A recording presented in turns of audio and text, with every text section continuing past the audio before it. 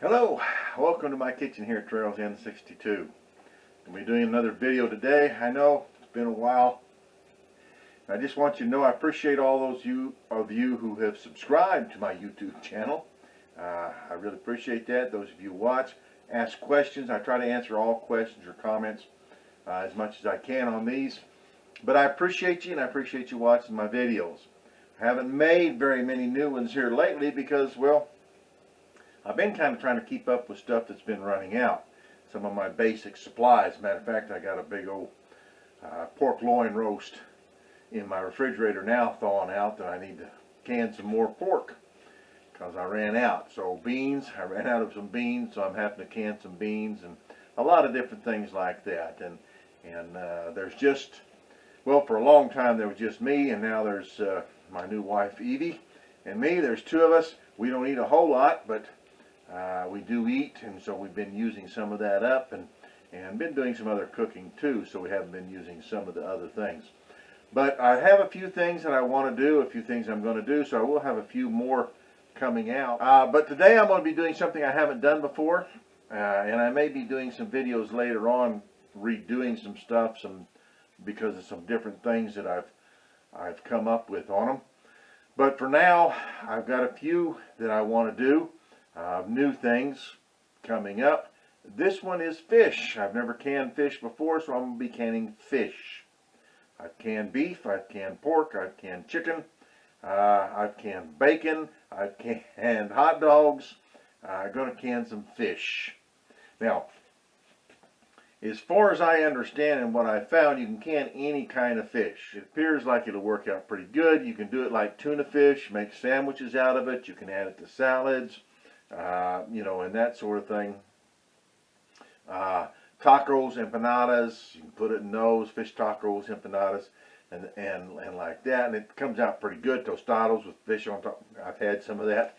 I've been using tuna fish for that, but I've got some fish, going to can it. You can also, when you catch fish, you can can fish, and I plan on doing a little fishing this spring with some bow fishing, doing some carp, and that'll be a whole different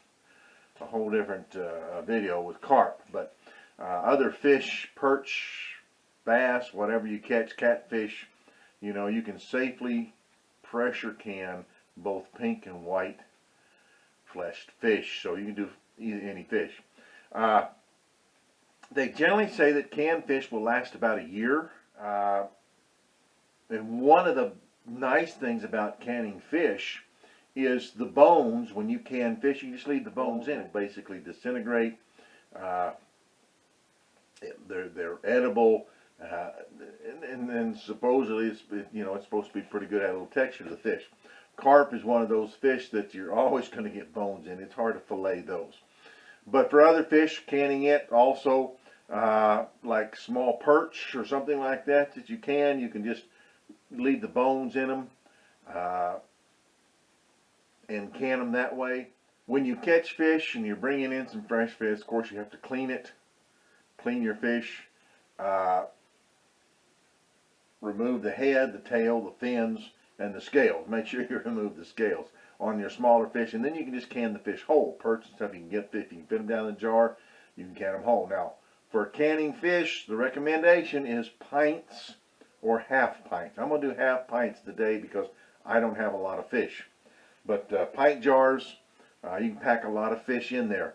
So you can pack whole perch and stuff in there, just gut them, you know, and scale them and cut the fins off and the heads off and everything. And you can can those whole, split them down the middle and split them in half, but can them whole, basically, because you can can the bones. Now for catfish, fillet those, and then you can cut the skin off the fillets. And other fillet fish, if you fillet it, then you know, there's no need to gut it or anything. You just have to cut the fillets off of it. Scale it. Make sure you take the scales off. Cut the fillets off of it on bigger fish. So basically, when you catch fish, that's what you do. And again, as I said, half pints or pints is what's recommended for fish. Now, we'll put salt in it because otherwise it'll be pretty bland on the fish. So we put some salt in. You can also put other spices in with it. And for half pints, you need about a fourth a teaspoon of salt up to a teaspoon. So it kind of varies depending on how much salt you want in there. That's up to you. Pint jars, it would anywhere from half a teaspoon up to 2 teaspoons of salt. You can also add other seasoning, paprika, curry, garlic, and onion powder, some different things like that. You can put in small amounts in the jars. Don't put too much. Some spices tend to intensify when they're canned. So you put those in the jar, and now again, I've read 2 different ways. Some people say you put the spices in, then you put the fish in. Others say you put the fish in, then you put the spices and salt, seasoned salt, things like that on top of the fish. You're not going to put any liquid in this because the fish will generate their own liquid and oils and everything. So I'm going to put my salt in the bottom. And I'm just going to use salt. I'm not going to use any other ingredient. I'm just going to use salt. And I'm going to put it in the bottom because as it generates the oils, it's going to be down in the bottom. So I'm hoping it'll mix up better. You're going to leave an inch head space, so when you cut them, slice them, you're going to fillets you can roll and put in there, and I'll show you what I'm going to do because I've got all fillets. And I'll cut them to put them in these, and for pints, about 3.5 inch strips, and you roll them up and put them in there. For the half pints, the squatty half pints, about 1.5 inches wide to roll up in there. You need to add your pieces and fill it up, you know, in there with as little air pockets as possible. Again, you're not going to add any liquid. We're just going to do that. And when we do this, remember, pretty much it's going to be a cold pack, and you put in there, so you don't want to have your water. If you're using a regular canner, I'm using an electric canner. If you're using a regular canner, then you don't want your water boiling when you put these cold jars down in there because it'll crack your jars. So cold jars, cold water, or at least lukewarm water. I use lukewarm. I never put cold water in there. It takes so long to heat it up. I use lukewarm water. If your jars are cold and you put it in lukewarm water, it's not going to crack them. But you don't want your water too hot because it will crack your jars if your jars are cold. Well, it can very easily. All right, so we're going to get started here. We're going to get my fillets cut up and I'm going to put them in the jars. Okay, I've cut my fish into, 1.5 inch strips like that. So I'm going to roll them up, put them in these half pint jars. But first, I'm going to put my salt in.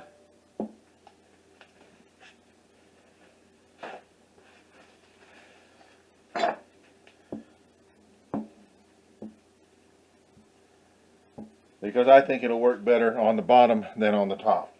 I'm using a Himalayan natural salt, just because I have it. It's a Himalayan pink salt. And I'm going to put 1/2 teaspoon per 1/2 pint.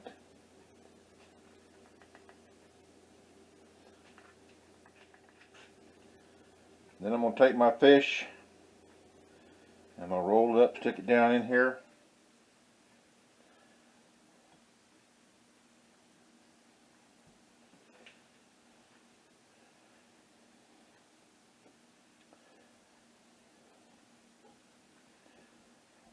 Cut in this size strips.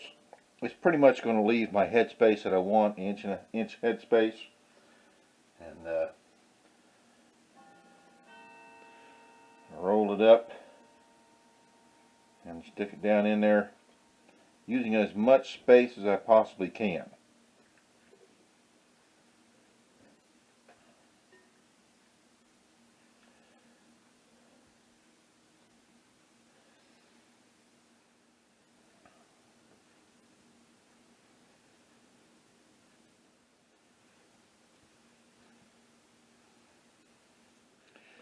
Alright, so this looks like it made 7.5 pints, which is what will fit down inside my electric canner.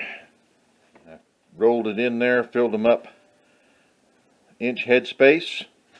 Now I will wipe the rims with vinegar to get all the oil and stuff on it, because you don't want anything on the rims. You want them to seal good and seal tight, so you don't want anything to be between the rims and the seals.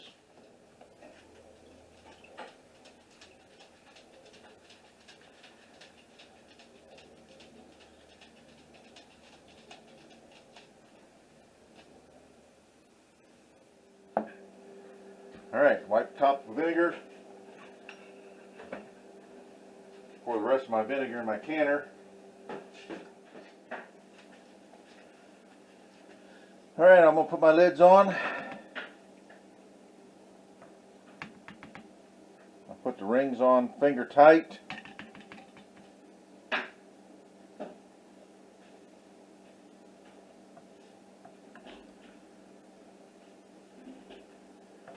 Now, if you're doing this on the stove top, again, you need to heat up slowly. Don't put it in boiling water. Put these jars in boiling water. And we're going to do the same thing we always do. Going to vent it for 10 minutes.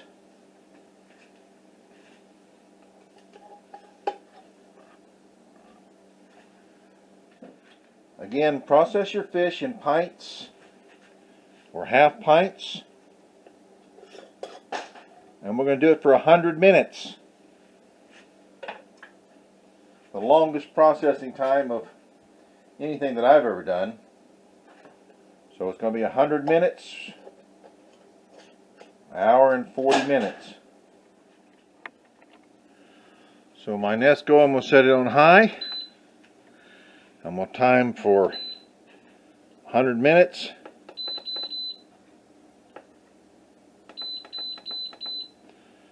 And start it. Oh, I'm going to lock it down first. Make sure it's on exhaust. And then I'm going to start it. Alright. So it'll go for 100 minutes. And I'm going to be doing it the same as I always do. 15 pounds of pressure. Again, if you're below 1,000 feet of elevation, you only need 10 pounds of pressure. The time is the same. You're going to process it for 100 minutes. Alright, we'll be back when it's done. And there we are, 7.5 pints of canned fish. So let's just open one of those up and taste it, see how it tastes. Alright, we got our fish here. Nice and flaky.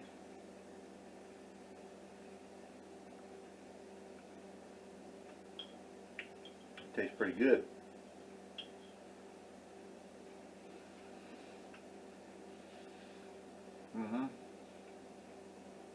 I like that. Might put a little less salt in it next time. Maybe not. It tastes good. I could eat that. I'll try it mated up sandwiches. See if it makes up. I like tuna fish. But there it is.